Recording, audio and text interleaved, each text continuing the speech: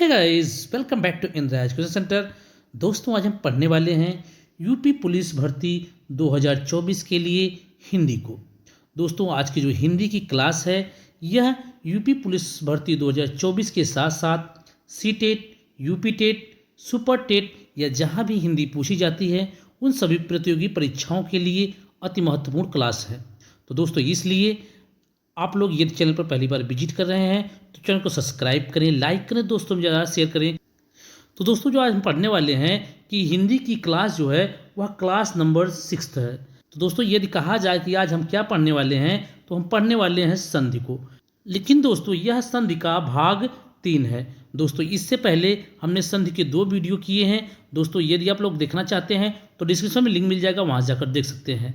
दोस्तों, आज की क्लास का पहला क्वेश्चन है कि निम्नलिखित शब्दों में से किसमें विसर्ग संधि है? उज्ज्वल में, निश्चल में, राजेंद्र में या रमेश में?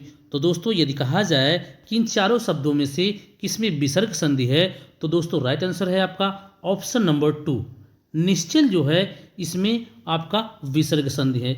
कैसे हम पहचान सकते हैं? तो दोस्तों, हम इसका यदि विच्छेद करेंगे तो हमें प्राप्त होगा निह प्लस चल। क्या प्राप्त होगा? निह प्लस चल। तो हम देख रहे हैं कि नी के साथ विसर्ग का चिन्ह लगा हुआ है, इसलिए यह हो जाएगा आपका विसर्ग संधि। तो दोस्तों, यदि बात की जाए कि उज्ज्वल में कौन सी संधि है तो उज्ज्वल में आपका व्यंजन संधि है। कौन सी संधि है? व्यंजन संधि है। और यदि बात की जाए कि राजेंद्र और रमेश में कौन सी संधि है तो राजेंद्र और रमेश में आपका गुण संधि है। क्या है? गुण संधि है। दोस्तों, गुण संधि के पहचानने की एक बहुत बेहतरीन ट्रिक है कि दोस्तों, आपको किसी भी शब्द में जब कोई शब्द आपको दिखे, यदि उस शब्द में ए और ओ की मात्रा हो, ए ओ और ओ की मात्रा हो तो आप वहाँ पर गुण संधि को मार सकते हैं। जैसे हमने देखा कि राजेंद्र, इसमें भी ए की मात्रा है और रमेश में भी क्या है? ए की मात्रा है, इसलिए ये दोनों क्या है? आपके गुण संधि के अंतर्गत आएंगे। तो दोस्तों, देख लेते हैं कि विसर्ग संधि क्या होती है। तो विसर्ग के बाद स्वर या व्यंजन आने पर विसर्ग में जो विकार या परिवर्तन होता है उसे विसर्ग संधि कहते हैं। तो दोस्तों, अब हम देखेंगे कुछ उदाहरण के माध्यम से। जैसे हमने कहा कि निश्चल, यदि हमने विच्छेद किया उसका तो हमें प्राप्त हुआ निह प्लस चल, निह प्लस चल। तो दोस्तों, इस तरीके से हम कह सकते हैं कि इसमें कौन सी संधि है? विसर्ग संधि है। यदि बात की जाए कि निराहार की, तो निराहार को भी यदि विच्छेद करेंगे तो निह प्लस आहार प्राप्त होता है और निह प्लस आहार से ही क्या बनता है? निराहार बनता है, इसलिए यहाँ भी क्या आपका विसर्ग संधि है।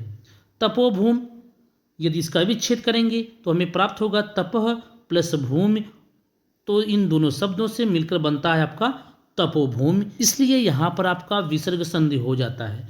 दोस्तों, आप लोग कंफ्यूज मत होना, क्योंकि यहाँ पर ओ की मात्रा है तो ओ की मात्रा देखकर आप गुण संधि मत मार देना, क्योंकि यदि इस तरीके से शब्द आए तो हम पहले शब्दों का विच्छेद करते हैं और शब्दों का विच्छेद करते ही हमें पता चल जाता है कि यहाँ पर कौन सी संधि है।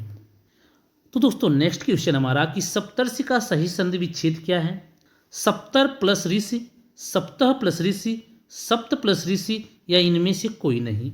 तो दोस्तों, यदि बात की जाए कि सप्तर्षि का सही संधि विच्छेद क्या है तो आपका राइट आंसर हो जाएगा सप्त प्लस ऋषि, सप्त प्लस ऋषि। और यदि कहा जाए कि सप्तर्षि में कौन सी संधि है तो आपका हो जाएगा गुण संधि।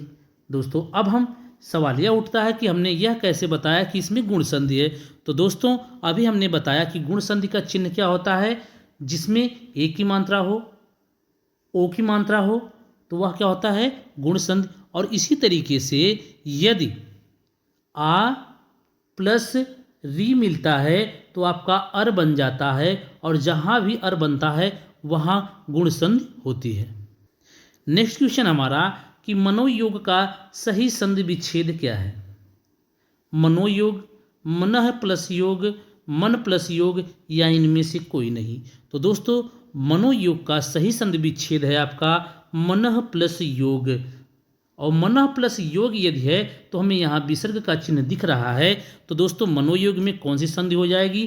तो मनोयोग में आपका विसर्ग संधि हो जाएगी। तो दोस्तों इस डिटेल में देख लेते हैं कि यहाँ पर जो मनोयोग में विसर्ग संधि है यह किस नियम से है। तो दोस्तों कह रहा है कि विसर्ग का ओ हो जाना, किस तरीके से ओ हो जाता है विसर्ग का। तो दोस्तों यहाँ पर नियम बताया है कि यदि विसर्ग के पहले जो विसर्ग का चिन्ह है यदि उससे पहले आ और बाद में अ अथवा प्रत्येक वर्ग का तीसरा, चौथा, पांचवा वर्ण या यारा लावा ह में से कोई हो तो विसर्ग का ओ हो जाता है। विसर्ग क्या हो जाता है? ओ हो जाता है। जैसे हमने देखा कि मनः प्लस योग, मनः प्लस क्या हो गया आपका? योग। तो यह कह रहा है कि विसर्ग के पहले आ और आ या प्रत्येक वर्ग का तीसरा, चौथा और पांचवा वर्ण हो। तो यहाँ पर क्या दिख रहा है आपका? यह वर्ग का पांचवा वर्ण दिख रहा है। इसलिए यहाँ पर जो है इस विसर्ग का जब हमने इसको दोनों शब्दों को मिलाया तो यहाँ विसर्ग का क्या बन गया? आपका ओ बन गया। इसलिए इस तरीके से यह हो गया आपका मनोयोग। आशीर्वाद में कौन सी संधि है? स्वर संधि है, व्यंजन संधि है, विसर्ग संधि है या इनमें से कोई नहीं? तो दोस्तों आशीर्वाद में कौन सी संधि है? तो आपका है विसर्ग संधि। क्या है आपका? विसर्ग संधि। दोस्तों किस तरीके से हम पहचान सकते हैं? तो हम इसका विच्छेद करेंगे तो हमें प्राप्त होगा आसीह प्लस वाद, आसीह प्लस वाद। तो हमें दिख रहा है कि आसीह में आपका विसर्ग का चिन्ह दिख रहा है, इसलिए यह आशीर्वाद में आपका विसर्ग संधि है। दोस्तों देख लेते हैं कि जो संधियाँ होती हैं, जो नियम पे संधियाँ होती हैं, उनके अलावा कुछ डिफरेंट संधियाँ भी दिखाई देती है जिससे हम कन्फ्यूज हो जाते हैं। तो थोड़ा सा उनके नियमों को भी जान लेते हैं, क्योंकि कभी भी इस तरीके से यदि आपका कोई शब्द आ जाता है परीक्षा में तो आप समझ के लगा सकते हैं। जैसे आ का अ होना, आ का अ होना। तो दोस्तों देख लेते हैं, जैसे आम प्लस चूर, तो यदि इन दोनों को शब्दों को मिलाया गया तो क्या हो गया? अमचूर। यहाँ बड़ा आ से क्या हो गया आपका? छोटा आ हो गया। जैसे हाथ प्लस कड़ी, तो हमने दोनों शब्दों को मिलाया तो हथकड़ी हो गया। क्या हो गया? आपको हथकड़ी हो गया। दोस्तों यहाँ पर कोई विशेष नियम नहीं है, लेकिन हम शब्दों को देखे रहेंगे तो यदि शब्द आते हैं तो हम उसका विच्छेद कर सकते हैं, उसका सही उत्तर लगा सकते हैं। दूसरा नियम है आपका ई के स्थान पर ई हो जाना, ई हो जाना। जैसे हमने देखा कि शक्ति प्लस अ, तो दोस्तों यदि हम लोग इस नियम को नहीं जानेंगे तो हम सीधा कर देंगे शक्तियाँ। क्या हो जाएगा? शक्तियाँ कर देंगे। लेकिन यहाँ पर जो नियम है कि ई के स्थान पर क्या हो गया? ई हो गया। तो शक्ति यहाँ पर छोटी ई प्लस आ मिलकर क्या हो जाएगा? आपका न्या हो जाएगा। तो यहाँ पर इस प्रकार से शक्तियाँ बन जाएगा। ई ऊ क्रम से ई ऊ हो जाना, जैसे नदी प्लस आ, यहाँ पर नदी जो है यहाँ पर दा पर बड़ी की मात्रा है प्लस आ है। तो यहाँ पर जब हम इन दोनों शब्दों को मिलाएंगे तो जो बड़ी की मात्रा है यह छोटी में बदलकर नदियाँ हो जाएगा। जैसे आपका हा का भा होना।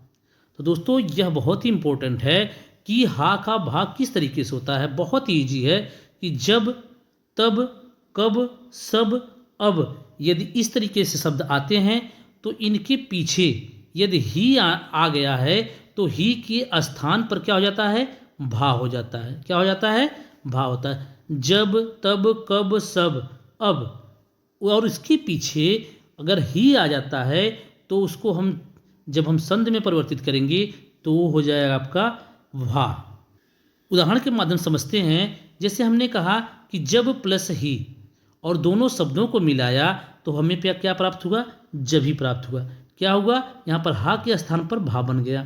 जैसे कब प्लस ही, तो हमने दोनों शब्दों को मिलाया तो दोनों शब्दों को जब मिलाया तो हा का क्या हो गया? आपका भा। क्या हो गया? भा। इस तरह तो दोस्तों यदि आप लोग इस नियम को जानते रहेंगे तो आप इजी तरीके से प्रश्नों का उत्तर दे सकते हैं। एक और देख लेते हैं कि हा का लोप होना। कहीं कहीं देखते हैं कि क्या हो जाता है? हा का लोप हो जाता है। जैसे हमने कहा कि कभी कभी कुछ शब्दों की संधि होने पर एक ध्वनि का लोप हो जाता है। क्या हो जाता है? वहाँ पर साइलेंट हो जाता है। क्या होता है? साइलेंट हो जाता है। जैसे ही में हा का लोप हो जाना। जैसे हमने कहा कि यह प्लस ही, यह प्लस ही, तो यहाँ पर दो हमें पहले अक्षर में भी हा है और दूसरे में भी क्या है, हा है। लेकिन यदि हम जब दोनों शब्दों का योग करेंगे तो हमें सिर्फ प्राप्त होगा यही।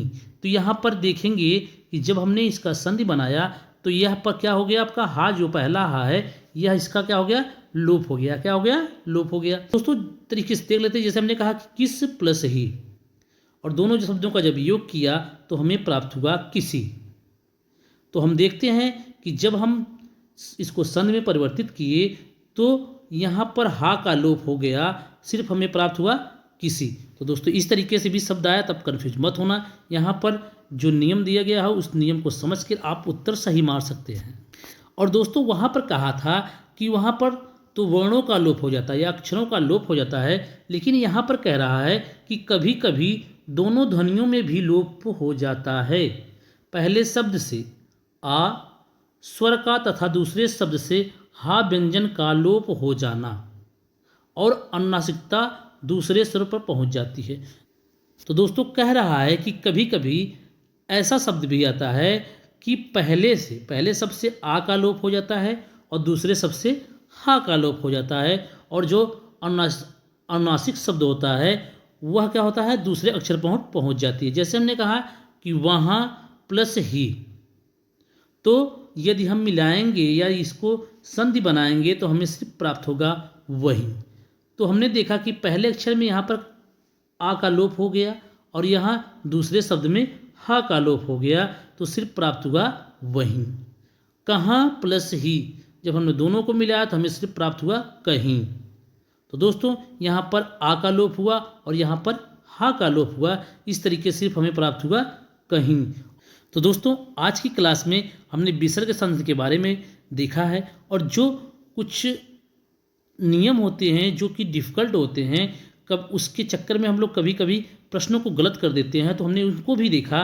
तो दोस्तों यदि आप लोग इसी तरीके से किसी भी परीक्षा से संबंधित किसी भी विषय की क्लास फ्री में पाना चाहते हैं तो चैनल को सब्सक्राइब करें, लाइक करें, दोस्तों में ज़्यादा शेयर करें। तो दोस्तों कल फिर मिलते हैं। जय हिंद, वंदे मातरम।